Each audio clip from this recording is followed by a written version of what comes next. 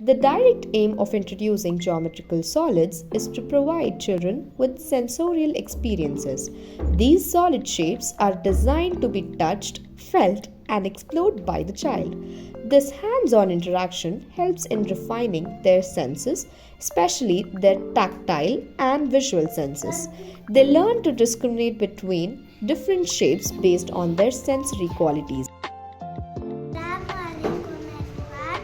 My name is Naira. I am studying in Nagar. My school name is Brainy Stars. Today I am doing geometric solids. Cone. This is oval. This is sphere.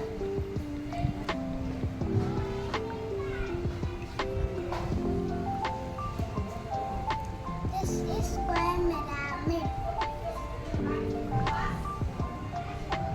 This is cylinder. This is cube.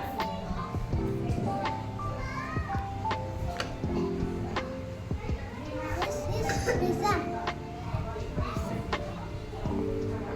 Which shape is this? Sphere. This? Cube. This? Cone. Very good. Next, which shape is this? Cylinder. Okay.